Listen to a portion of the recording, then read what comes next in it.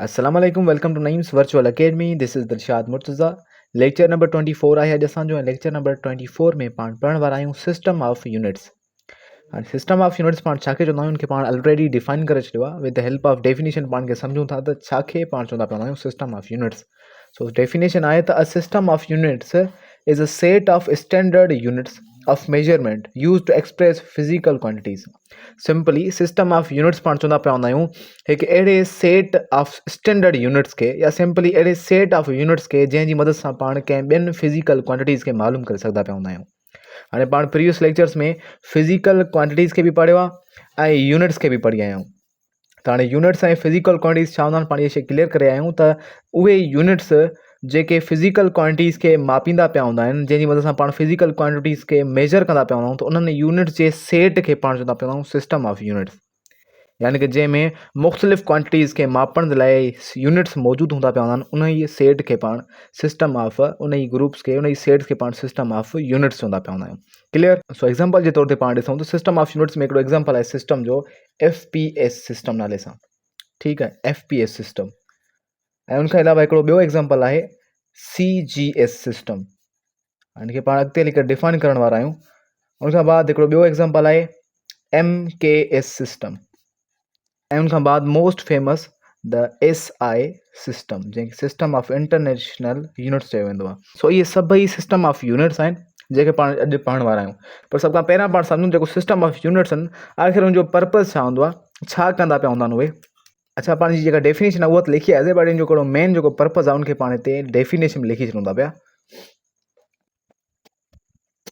तो डेफिनेशन में इन तरह सां डिफाइन कयो आहे त the purpose of systems of units is to provide a common language. जेको सिस्टम ऑफ यूनिट आहे उहो असांखे हिकिड़ी कॉमन लैंग्वेज प्रोवाइड कंदो आहे, जंहिंजी मदद सां पाण के बि फिज़िकल क्वांटिटीज़ मेजर करे सघंदा पिया हूंदा आहियूं या एक्सप्रेस करे सघंदा पिया हूंदा आहियूं।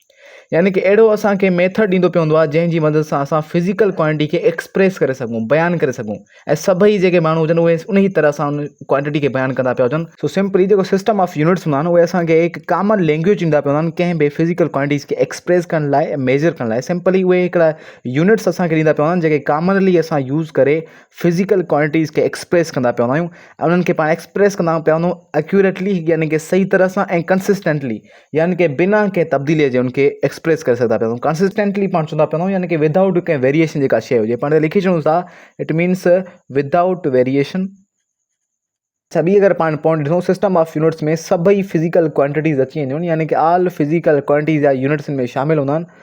ठीकु आहे, जेके बि फिज़िकल क्वांटिटीज़। अच्छा, प्लस में हर फिज़िकल क्वांटिटी जो हिकिड़ो अलहदा यूनिक यूनिट थींदो पवंदो आहे, जहिड़े बि क़िस्म जी फिज़िकल क्वांटिटी हूंदी आहे उनजो वरी उनके हिसाब सां हिकिड़ो यूनिक यूनिट थींदो पवंदो आहे इनमें। सो हिते लिखी छॾींदो आहे पाण ईच। अच्छा, हाणे इन सभिनी सिस्टम्स खे पाण डिफाइन कंदो पिया वन बाय वन। सभ खां पहिरियां जेको सिस्टम आहे उहा FPS सिस्टम। हाणे FPS सिस्टम जेको हूंदो आहे इहो FPS थींदो पवंदो आहे, या एब्रीवेशन हूंदी आहे। F stand for foot, and P stand for pound, and CS stand for second.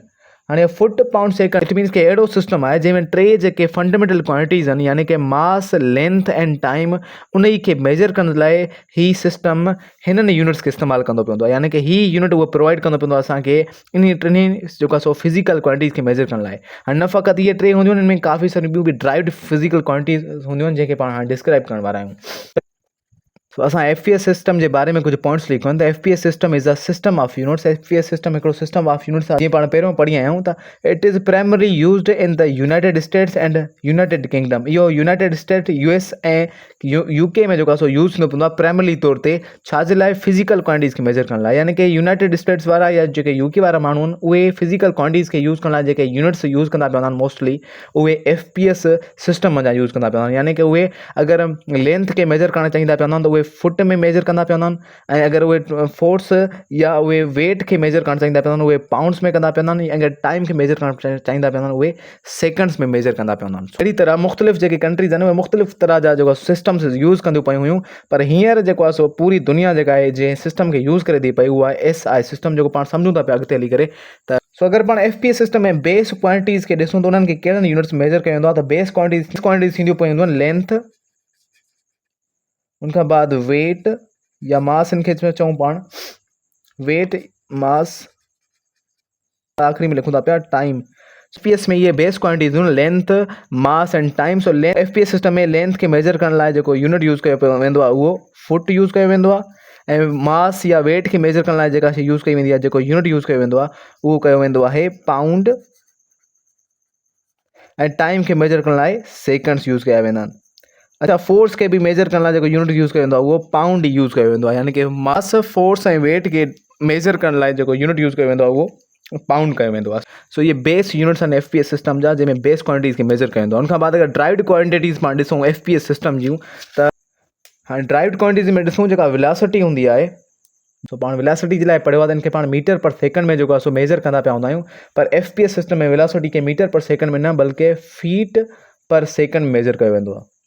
सो पाण पढ़ी वियासीं जेको लेंथ जे लाइ यूनिट यूज़ थिए पियो FPS सिस्टम में उहो हुयो फीट।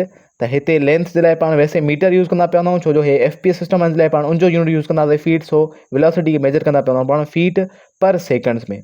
अच्छा, उनखां बाद अगरि पाण एक्सलरेशन खे ॾिसूं त एक्सन जो जेको यूनिट थींदो पवंदो आहे मीटर पर सेकंड स्क्वायर थींदो पवंदो आहे वैसे, पर FPS सिस्टम में अगरि पाण खे ॾिसंदा पिया हूंदासीं त इहो थींदो पवंदो फीट पर सेकंड स्क्वायर। ठीकु आहे। अच्छा, पावर के अगरि पाण ॾिसूं त पाण पावर जो यूनिट पढ़ियो आहे प्रीवियस लेक्चर्स में वाट WAT। सो पावर के पाण वाट में वैसे मेजर कंदा पिया हूंदा। अगरि पाण FPS सिस्टम में पावर जी मेजरमेंट जो यूनिट ॾिसंदा पिया हूंदासीं त उहो थींदो पवंदो आहे हॉर्स पावर। तव्हां हॉर्स पावर लफ़्ज़ ॿुधो हूंदो काफ़ी जॻहनि ते, ख़ासि तौर ते टीवीज़ वग़ैरह में या कार्स जेका हूंदी आहे एड्स वग़ैरह उनमें यूज़ थींदा पिया हूंदा आहिनि हॉर्स पावर। सो हॉर्स पावर जेको हूंदो आहे उहो पावर जो यूनिट हूंदो आहे जेको FPS सिस्टम में थींदो पवंदो आहे। ठीकु आहे। ऐं अगरि पाण ॾिसंदा पिया हुजूं प्रेशर खे, त प्रेशर खे पाण पढ़ी आहियूं पास्कल्स में मेजर कंदा पिया हूंदा आहियूं, बट हिन FPS सिस्टम में प्रेशर खे मेजर कयो वेंदो आहे पाउंड्स पर स्क्वायर इंच जे। अच्छा, उनखां बाद अगरि पाण CGS सिस्टम खे डिफाइन कंदा पिया हुजूं त CGS सिस्टम जेको हूंदो आहे CGS सिस्टम हाणे जहिड़ी तरह सां FPS सिस्टम में पाण पढ़ियोसीं त जेका F बराबरि हूंदी आहे उहा फुट जे बराबरि हूंदी आहे, P पाउंड जे एंड S सेकंड जे, त इन तरह सां हिन CGS सिस्टम में C जेका हूंदी आहे इहा बराबरि हूंदी आहे सेंटीमीटर जे। ठीकु आहे। ऐं G बराबरि हूंदी आहे ग्राम जे ऐं S बराबरि हूंदी आहे सेकंड जी। इट मीन्स कि इन में जेके बेस क्वांटिटीज़ आहिनि मास लेंथ एंड टाइम उनखे मेजर करण लाइ जेके यूनिट्स यूज़ थींदा पिया आहिनि उहे सेंटीमीटर ग्राम ऐं सेकंड यूज़ थींदा पिया आहिनि। सेंटीमीटर लेंथ खे मेजर करण लाइ यूज़ कयो वेंदो आहे, ग्राम जेको हूंदो आहे उहो मास खे मेजर करण लाइ ऐं सेकंड जेको हूंदो आहे उहो टाइम खे मेजर करण लाइ यूज़ थींदो पवंदो आहे। सो उनखे पाण वधीक डिस्क्राइब कयूं था पिया। अच्छा, हिन जे लाइ असां हिकिड़ी पॉइंट लिखी आहे त it is a small scale system compare to MKS and SI। हाणे MKS ऐं SI इहे ॿ बि हिकिड़ा सिस्टम ऑफ यूनिट्स आहिनि ऐं इन्हनि जी भेट में ही चवे थो CGS सिस्टम जेको आहे उहो MKS ऐं SI सिस्टम जी भेट में सिमिलर हूंदो आहे। सो छाजे लाइ सिमिलर हूंदो आहे, छो जो पाण अगरि मीटर खे कंपेयर करायूं सेंटीमीटर सां त सेंटीमीटर नंढो हूंदो आहे, अगरि किलोग्राम खे कंपेयर करायूं ग्राम सां त ग्राम तमामु नंढो हूंदो आहे। इट मीन्स कि CGS सिस्टम में उहे यूनिट्स ईंदा पिया आहिनि जेके सिमिलर स्केल जा हूंदा आहिनि, यानी कि घटि स्केल वारा जेको आहे सो यूनिट्स ईंदा पिया आहिनि। अगरि पाण जी यूनिट्स जी ॻाल्हि कयूं त जे बेस यूनिट्स में जेके यूनिट्स अचनि था पिया पाण ऑलरेडी डिस्कस करे आया आहियूं त हिकु ईंदो आहे सेंटीमीटर। ठीकु आहे, जेको मास खे मेजर करण जेको लेंथ खे मेजर करण लाइ हूंदो आहे। ठीकु, ऐं उनखां बाद ग्राम ईंदो पवंदो आहे। हाणे ग्राम जेको हूंदो आहे उहो मास खे मेजर कंदो पवंदो आहे। ऐं उनखां बाद ईंदो पवंदो आहे सेकंड। हाणे सेकंड बि हिकिड़ो बेस यूनिट आहे CGS सिस्टम जो जेको टाइम खे मेजर कंदो पवंदो आहे। ऐं उनखां बाद अगरि पाण ड्राइव्ड जी ॻाल्हि कयूं ड्राइव्ड यूनिट्स में अगरि वेलोसिटी जो पाण यूनिट ॾिसूं त वेलोसिटी यूनिट्स वैसे थींदो पवंदो आहे मीटर पर सेकंड स्क्वायर जेको पाण पढ़ियो आहे, पर अगरि CGS सिस्टम में वेलोसिटी जो यूनिट ॾिसूं त इहो थींदो पवंदो सेंटीमीटर पर सेकंड। ऐं पाण इन खां पहिरियों जेको पाण पढ़ियोसीं FPS त उन में थिए पियो फीट पर सेकंड। अच्छा, उनखां बाद एक्सलरेशन खे ॾिसूं त एक्सलरेशन जो जेको फार्मूला पाण पढ़ियो उहो आहे मीटर पर सेकंड स्क्वायर, पर अगरि CGS में ॾिसूं त मीटर बराबरि आहे सेंटीमीटर जे, त इहो थींदो पवंदो सेंटीमीटर पर सेकंड स्क्वायर। सेंटीमीटर पर सेकंड स्क्वायर थींदो पवंदो। ठीकु। अच्छा, अगरि उनखां बाद फोर्स खे ॾिसूं त फोर्स खे मेजर करण लाइ जेको CGS में यूनिट हूंदो आहे उहो हूंदो आहे डाइन। उहो हिन तरह सां। ठीकु आहे। ऐं उनखां बाद पावर खे अगरि पाण ॾिसूं त पावर खे मेजर करण लाइ जेको यूनिट थींदो पवंदो आहे उहो साॻियो ई वाट थींदो पवंदो आहे, पाण ऑलरेडी पढ़ियो आहे इहो। ऐं उनखां बाद एनर्जी खे मेजर करण जे लाइ जेको यूनिट यूज़ कंदो पवंदो आहे CGS सिस्टम उहो थींदो पवंदो आहे अर्ग। वैसे पाण एनर्जी जे लाइ जूल पढ़ियो आहे, पर CGS सिस्टम में एनर्जी खे मेजर करण लाइ जेको यूनिट यूज़ कयो वेंदो आहे उहो हूंदो आहे अर्ग। ठीकु आहे। सो इहे सभई ड्राइव्ड यूनिट्स ऐं प्लस बेस यूनिट्स। खां बाद पाण मूव कयूं था पिया MKS सिस्टम ॾे। त MKS सिस्टम छा हूंदो आहे? पहिरियां वारनि ॿिन्ही सिस्टम वांगुरु MKS सिस्टम जी बि एब्रीवेशन थींदी पवंदी आहे। MKS सिस्टम में M स्टैंड फॉर थींदी पवंदी आहे मीटर जे लाइ, ऐं K जेको हूंदो आहे उहो किलोग्राम्स लाइ। ठीकु आहे। S जेको हूंदो आहे उहो सेकंड्स जे लाइ। सो इन में जेके बेस क्वांटिटीज़ हूंदियूं आहिनि, जेके बेस क्वांटिटीज़ जा यूनिट्स हूंदा आहिनि, उहे किलोग्राम्स, मीटर्स ऐं सेकंड्स थींदा पिया आहिनि। उहे बेस क्वांटिटीज़ हूंदियूं आहिनि, जेको आहे सो मास, लेंथ एंड टाइम। ठीकु आहे। सो एम के सिस्टम में अगरि पाण बेस यूनिट्स जी ॻाल्हि कयूं त उहे ऑलरेडी पाण डिफाइन करे छॾिया त किलोग्राम हूंदो आहे हिकु एम के एस में बेस सिस्टम, बेस यूनिट, ऐं उनखां बाद मीटर, ऐं उनखां बाद सेकंड। ठीकु आहे। हाणे किलोग्राम जेको हूंदो आहे उहो हिकु फंडामेंटल क्वांटिटी मास खे मेज़र करण लाइ यूज़ कयो वेंदो आहे, ऐं मीटर जेको हूंदो आहे उहो लेंथ खे मेज़र करण लाइ यूज़ कयो वेंदो आहे, ऐं सेकंड जेको हूंदो आहे उहो टाइम खे मेज़र करण लाइ यूज़ कयो वेंदो आहे। सो इहे जेके हुया बेस यूनिट्स हुया एम के सिस्टम जा। ठीकु आहे। इनखे पाण बेस यूनिट्स ऑफ एम के सिस्टम चवंदा पिया आहियूं। अगरि पाण ड्राइव्ड यूनिट्स जी तरफ़ अचूं त हीअ जेके बेस सिस्टम हुया इहे पाण ऑलरेडी पढ़ी चुका आहियूं काफ़ी जॻह ते। पाण यूज़ जेके कयूं था पिया प्रीवियस वीडियो लेक्चर्स में, उहे सभई इहे एम के एस वारा ई बेस यूनिट्स कयूं था। हा, इहे एम के एस वारा ई जेको आहे सो एस आई सिस्टम ईंदा पिया आहिनि, जंहिंखे पाण बाद में पढ़ण वारा आहियूं एस आई सिस्टम। ठीकु आहे। पाण ड्राइव्ड यूनिट्स खे ॾिसूं था पिया त ड्राइव्ड यूनिट्स में वेलोसिटी जो जेको यूनिट थींदो पवंदो आहे, जेको यूनिट थींदो आहे उहो मीटर पर सेकंड थींदो पवंदो आहे, जीअं पाण अॻु में ई पढ़ी आया आहियूं। ऐं उनखां बाद अगरि एक्सलरेशन खे ॾिसूं त एक्सलरेशन में बि जेको यूनिट थींदो पवंदो उहो सेम ई थींदो पवंदो जेको पाण अॻु में ई पढ़ी आया आहियूं। उहो कहिड़ो आहे त मीटर पर सेकंड स्क्वायर। छो जो हिन में जेको मास, लेंथ या टाइम आहे उहो मीटर, किलोग्राम्स वग़ैरह में मेजर थिए थो पियो। पाण प्रीवियस जेको आहे सो सिस्टम्स में पढ़ियोसीं त सेंटीमीटर वग़ैरह, ग्राम्स वग़ैरह यूज़ थियनि पिया, जंहिंजे करे पाण खे थोरो डिफरेंट महसूस थिए पियो। पर पाण मोस्टली जेका शइ यूज़ कयूं था पिया वेलोसिटी, एक्सलरेशन या फोर्स खे मेजर करण लाइ, उहे मीटर पर सेकंड या मीटर पर सेकंड स्क्वायर या न्यूटन्स वग़ैरह यूज़ कंदा पिया आहियूं। सो फोर्स खे बि हिते जेको मेजर कयो थो वञे उहो साॻियो न्यूटन्स में कयो वेंदो आहे, ऐं न्यूटन्स बराबरि थींदो पवंदो आहे के जी मीटर पर सेकंड स्क्वायर जे। ठीकु आहे। अगरि पाण के जी मीटर पर सेकंड स्क्वायर खे हेॾे खणी अचूं सी जी एस यूनिट में, त इहो छाजे बराबरि थींदो पवंदो? पाण किलोग्राम्स यूज़ कंदा पिया आहियूं मास जे लाइ, त हिते मास जे लाइ जेको यूनिट यूज़ थिए थो पियो उहो ग्राम्स आहे। इट मीन्स के के जी जॻह ते अची वेंदो ग्राम, ऐं मीटर जी जॻह ते अची वेंदो सेंटीमीटर। ठीकु आहे, सेंटीमीटर, ऐं हेठां अची वेंदो सेकंड। सो अगरि पाण साॻे के जी मीटर पर सेकंड स्क्वायर खे खणी अचूं सी जी एस यूनिट में, त इहो बराबरि थींदो पवंदो ग्राम सेंटीमीटर पर सेकंड स्क्वायर। ठीकु आहे। ऐं उनखां बाद एनर्जी जो अगरि पाण यूनिट ॾिसूं हिन एम के सिस्टम में, त उहो बराबरि थींदो पवंदो आहे जूल जे। ठीकु आहे। जीअं पाण मथे पढ़ियासीं एनर्जी खे पाण सी जी एस में मेजर कंदा पिया आहियूं हिकु ॿिए यूनिट में, जो नालो हुयो अर्ग। त सो एम के सिस्टम में एनर्जी खे जंहिं यूनिट में मेजर कंदा पिया आहियूं उहो हूंदो आहे जूल। ठीकु आहे। ऐं जूल खे अगरि पाण ॾिसूं त इहो बराबरि थींदो आहे न्यूटन इंटू मीटर जे। ठीकु आहे। त अगरि पाण न्यूटन इंटू मीटर खे सी जी एस में खणी अचूं त न्यूटन जी जॻह ते अची वेंदो डाइन। ठीकु आहे। छो जो फोर्स खे डिफाइन करण लाइ डाइन आहे यूनिट, ऐं उनखां बाद मीटर जी जॻह ते साॻियो मीटर ईंदो पवंदो। सो हिते पाण डिफाइन कंदा पिया हूंदासीं जूल खे उहो हिन तरह सां। ठीकु आहे। अच्छा, उनखां बाद अगरि पाण ॾिसूं पावर खे, त पावर खे पाण मथे पढ़ी वियासीं वाट में मेजर कंदा पिया हूंदा आहियूं, त हिते बि पावर खे वाट में ई मेजर कयो वेंदो आहे, यानी कि एम के सिस्टम में कोई बि डिफरेंस न आहे। ऐं वाट खे अगरि पाण ॾिसूं त वाट बराबरि हूंदो आहे जूल्स अपॉन सेकंड जे। पाण प्रीवियस वीडियो लेक्चर में बि किथे डिस्कस कयो आहे। सो जूल्स अपॉन सेकंड खे अगरि पाण खणी अचूं वापसि सी जी एस सिस्टम में, त जूल्स जी जॻह ते अची वेंदो अर्ग। सो बराबरि थींदो पवंदो अर्ग अपॉन सेकंड। सो साॻी शइ खे यानी कि वाट खे पाण सी जी एस में हिन तरह सां बि लिखंदा पिया हूंदा आहियूं।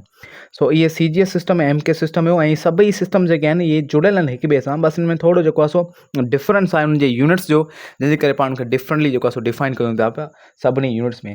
ऐं हाणे अचे थो पियो सभिनी खां इम्पोर्टेंट जेको आहे सो सिस्टम, जंहिंखे पाण एस आई सिस्टम या सिस्टम ऑफ इंटरनेशनल यूनिट्स चवंदा पिया हूंदा आहियूं। एस आई सिस्टम छा आहे, इनखे असां मुकमल तौर ते डिस्क्राइब करे छॾियो आहे हिते। त एस आई सिस्टम हिकिड़ो तमामु इम्पोर्टेंट यूनिट सिस्टम आहे, जंहिंजी मदद सां पाण काफ़ी सारो जेको आहे सो कमकार कयूं था पिया टेक्नोलॉजिकली या साइंटिफिकली या कमर्शियल पर्पज़ में। इहो असांखे कमु अचे थो पियो यूनिट जे हिसाब सां। यानी कि पाण जेके बि फिज़िकल क्वांटिटीज़ अॼुकल्ह मेजरमेंट कयूं था पिया, उहा सॼी measurement S I system J units मंझां ई जेको आहे सो अचे थी पई। यानी कि जेके कंट्रीज़ वापार करनि था पिया, जेके शयूं असां ॾियूं था वठूं था, इहे सभई एस सिस्टम जी हेल्प सां ई जेको आहे सो थियनि थियूं पियूं। हाणे कीअं सिंपली जेके पहिरां सिस्टम पढ़ी वियासीं जीअं C G S, M K S या एफ पी एस, हाणे इहे अहिड़ा सिस्टम हुआ जंहिंमें यूनिट्स जेके हुआ उहे डिफर थियनि पिया हिक ॿिए सिस्टम खां। त सो 1960 खां पहिरियों छा हुयो त इहे सी जी एस या एम के एस या एफ पी एस सिस्टम हूंदा हुआ, ऐं इहे F P S, C G S या एम के एस सिस्टम मुख़्तलिफ़ कंट्रीज़ पंहिंजे पंहिंजे हिसाब सां पंहिंजी मर्ज़ी सां उहे यूज़ कंदियूं पियूं। यानी कि कुझु countries M K S system use कंदियूं हुयूं, कुझु सी जी एस, ऐं कुझु वरी जेको आहे so F P S system use कंदियूं पियूं। पोइ सभिनी जेको आहे सो गॾिजी करे हिकिड़ो सिस्टम ठाहियो, हिकिड़ी कमेटी, हिकिड़ी सलाह कई त छो न पाण हिकिड़ो अहिड़ो सिस्टम क्रिएट करायूं जंहिंजे अंदरि कोई हिकिड़े क़िस्म जा यूनिट्स हुजनि, जेके सॼी दुनिया, सॼी कंट्रीज़ जेको आहे सो हिकिड़े ई क़िस्म जा यूनिट्स यूज़ करनि, त जीअं असांखे जेको आहे सो कंहिं बि सामान खे ॾियण में या वठण में आसानी थिए। छो जो जॾहिं डिफरेंट सिस्टम ऑफ यूनिट्स हुया त वरी उन यूनिट्स जी कन्वर्जन कराइणी पई वरी उन हिसाब सां न काफ़ी डिफिकल्टीज़ पेश अचणी पियूं। तंहिं करे उन्हनि जेको आहे सो हिकिड़ी कमेटी जो नालो आहे international committee of weights and measurements, यानी कि ICWMP चवंदा पिया हूंदा आहियूं। सो इन कमेटी इहो फ़ैसिलो कयो त छो न असां वटि हिकु अहिड़ो सिस्टम ऑफ यूनिट हुजणु खपे जंहिंजी मदद सां असां जेको आहे सो सभई गॾिजी करे हिकिड़े ई क़िस्म जा यूनिट इस्तेमालु कंदा पिया अचूं ऐं इन सॼी डिफिकल्टीज़ खां जेको आहे सो आज़ादु थी सघूं। सो इन करे इनखे पाण ॾिसूं सिंपली त इहो कान आयो सिस्टम, त इहो इवोल्व थियो हुयो MK सिस्टम आहे, जेको MK सिस्टम हुयो मीटर किलोग्राम सेकेंड मां। इन जी सिस्टम खे असां वरी इवोल्व कराए उनजो नालो असां रखियो आहे SI सिस्टम, पर उन में पाण काफ़ी सारा ॿिया बि जेको आहे सो यूनिट्स ऐड कया आहिनि। MK सिस्टम जेको आहे उनमें एतिरा यूनिट्स मौजूदु न हुया, बट SI सिस्टम में काफ़ी सारा ॿिया बि यूनिट्स मौजूदु आहिनि, यानी कि हिन जी जेको आहे सो बेस मां पाण खयो आहे SI सिस्टम, ठीकु आहे। ऐं इहो डेवलप थियो हुयो 1960 में। कंहिं डेवलप कयो हिकिड़ी कमेटी जो नालो आहे international committee of weights and measures, जंहिंखे ICWMP पाण चऊं था पिया। सिंपली इनखे डिस्क्राइब कयो आहे the international system of units, जंहिंखे पाण SI सिस्टम चऊं था पिया, ऐं जो फुल फॉर्म पाण ॾिसूं त इहो थींदो international system of units is a modern metric system used globally scientific technologically या कमर्शियल पर्पज़। ये सॼनि यानी कि साइंटिफिकली या टेक्नोलॉजिकली या कमर्शियल पर्पज़ में इहा शइ इस्तेमालु थिए, यानी कि इस्तेमालु थिए थो पियो। सो अगरि इनजे बेस सिस्टम खे पाण ॾिसूं त इनजे बेस सिस्टम में जेके बि पाण फंडामेंटल फिजिकल क्वांटिटीज़ पढ़ियूंसीं 7, उन सभिनी फंडामेंटल फिजिकल क्वांटिटीज़ जेके यूनिट थींदा पिया आहिनि उहे SI सिस्टम में ईंदा पिया आहिनि, यानी कि इन में बेस यूनिट्स जेके टोटल ईंदा पिया आहिनि या फंडामेंटल यूनिट्स ईंदा पिया आहिनि उहे 7 ईंदा पिया आहिनि। नंबर फर्स्ट ईंदो आहे मीटर, उन खां बाद किलोग्राम, सेकेंड, केल्विन, एम्पेयर, मोल या कैंडिला। हाणे मीटर जेको यूनिट आहे उहो लेंथ जो यूनिट आहे, उन खां बाद किलोग्राम्स मास जो यूनिट आहे जंहिंखे पाण kg में डेनोट कंदा पिया आहियूं, ऐं सेकेंड जेको आहे टाइम जो यूनिट आहे जंहिंखे असां स्मॉल S में डेनोट कंदा पिया आहियूं। उन खां बाद केल्विन जंहिंखे पाण कैपिटल K सां डेनोट कंदा पिया आहियूं, उहो टेम्परेचर यूनिट आहे। टेम्परेचर हिकिड़ी फिजिकल क्वांटिटी आहे, बल्कि फंडामेंटल फिजिकल क्वांटिटी आहे। ऐं फिफ्थ ते आहे एम्पेयर, त एम्पेयर इलेक्ट्रिक करंट खे मेजर करण जो यूनिट आहे। उन खां बाद 6 मोल, मोल पाण अमाउंट ऑफ सबस्टेंस खे मेजर करण लाइ यूज़ कंदा पिया आहियूं, इनखे डेनोट कंदा पिया आहियूं MOL, यानी कि स्मॉल लेटर्स में MOL लिखंदा पिया आहियूं, इनखे पाण मोल चवंदा पिया आहियूं। उन खां बाद 7 आहे कैंडिला, कैंडिला खे पाण स्मॉल CD सां डेनोट कंदा पिया आहियूं, ऐं इहो जेको यूनिट हूंदो आहे ल्यूमिनस इंटेंसिटी जो। सो इहे सभई बेस यूनिट्स आहिनि जेके टोटल फंडामेंटल यूनिट्स थींदा पिया आहिनि SI सिस्टम में, उहे थींदा पिया आहिनि 7। सो यादि करण जी पॉइंट आहे, काफ़ी जेको आहे सो MCQs वग़ैरह में भी अची चुकी आहे ये ॻाल्हि। टोटल फंडामेंटल यूनिट्स घणा आहिनि SI सिस्टम में, त उहे आहिनि 7 जेके ही लिखियल आहिनि असां वटि। उन खां बाद ड्राइव्ड यूनिट्स खे पाण ॾिसूं त वेलोसिटी खे पाण मीटर पर सेकंड में ही मेजर कंदा पिया आहियूं, एक्सेलरेशन खे मीटर पर सेकंड स्क्वायर। सो जेके पाण पहिरों वेलोसिटी, फोर्स या एनर्जी वग़ैरह जा यूनिट्स पढ़ी आहियूं जेके MK सिस्टम में बि हुया मौजूदु, इहे सभई SI सिस्टम जा ही पाण पढ़ंदा पिया आहियूं, जेके अॼुकल्ह किताबनि में असांखे मिलनि था पिया, इहे जेके डिफरेंट यूनिट्स आहिनि, ठीकु आहे। उनखां अलावा काफ़ी सारनि टेस्टनि में असांखां इहा शइ पुछी वेंदी आहे त अब MK सिस्टम में जेको आहे सो फोर्स जो यूनिट छा आहे, ऐं CGS सिस्टम में फोर्स यूनिट छा आहे, या मास के पाण CGS यूनिट में छा में मेजर कंदा पिया आहियूं। सो अहिड़ा सवाल ईंदा पिया आहिनि, तंहिं करे पाण जेको आहे उहे सिस्टम जेको आहे सो क्लियर कया आहिनि। जेको हाणे इंटरनेशनली तौर ते सिस्टम यूज़ थिए थो पियो यूनिट्स जे लाइ, उहो आहे SI सिस्टम, ठीकु आहे, करंटली यूज़ थिए थो पियो। इनखे रिवाइज़ कयो हुयो 2009 में, उनखां पहिरां बि काफ़ी इयर्स में पाण इनखे रिवाइज़ कयो आहे, बट जेको करंट मॉडल असां वटि मौजूदु आहे SI सिस्टम जो, उहो रिवाइज़ थियल आहे 2019 जो, ठीकु आहे। सो वेलोसिटी खे पाण मीटर पर सेकंड में, एक्सेलरेशन खे मीटर पर सेकंड स्क्वायर, ऐं फोर्स खे पाण न्यूटन में मेजर कंदा आहियूं, एनर्जी खे पाण जूल्स में, एंड पावर खे वाट में, ऐं प्रेशर खे पाण पास्कल में जेके डेनोट कंदा पिया आहियूं PA सां, ऐं फ्रीक्वेंसी खे पाण मेजर कंदा पिया आहियूं हर्ट्ज़ यूनिट्स में। सो ये सभई ड्राइव्ड यूनिट्स सभई न आहिनि, बल्कि इन जहिड़ा काफ़ी ॿिया बि यूनिट्स आहिनि जेके त सिर्फ़ु पाण एग्जाम्पल जे तौर ते लिखिया आहिनि। सो इहे हुयो असांजो SI सिस्टम, ऐं इन खां पहिरियां पाण CGS system, MK system and FPS system पढ़ियासीं। सो इन सभिनी खे पाण सिस्टम ऑफ यूनिट्स चवंदा पिया हूंदा आहियूं। इहे तमामु इंपॉर्टेंट आहिनि असांखे फिजिकल क्वांटिटी जी मेजरमेंट करण लाइ। सो इहो असांजे अॼु जी जेका एरिया हुई आहे क्लियर थी चुकी आहे। त इहे शयूं मौजूदु आहिनि फिजिक्स क्लास में, यानी कि 9th जी फिजिक्स में बि जेको चैप्टर मौजूदु आहे, 8th क्लास जे बि लास्ट कुझु चैप्टर्स में इहा शइ मौजूदु आहे। सो इहे ॿई चैप्टर्स पंहिंजा जेके हूंदा 9th जा 8th जो, इहो आई होप कि क्लियर थी चुका हूंदा। बाक़ी थोड़ी बहुत मालूमात आहे जेके तव्हांखे बि लाज़मी ॾिसणु खपे बुक्स वग़ैरह में, छो जो हिन वीडियो लेक्चर में यानी कि 20 खां 25 मिनट जे लेक्चर में उहे सभई मालूमात जेको आहे सो हिते नथी अची सघे। सो कुझु तव्हांखे पाण खे स्टडी करणी पवंदी उन बुक्स मंझां। ऐं बुक्स मंझां स्टडी करण में हिकिड़ो फ़ाइदो इहो हूंदो आहे, जेके पॉइंट्स हिते रहिजी वेंदियूं आहिनि त उहे उते वधीक सम्झ में अची वेंदियूं, यानी कि हिते कुझु शयूं अहिड़ियूं आहिनि जेके मे बी न सम्झ में अचनि, बट बुक्स में पढ़ण खां बाद उहे वधीक क्लियर थी सघंदियूं तव्हांजो। So this is all for today, we will learn something new in tomorrow's lecture इंशाल्लाह।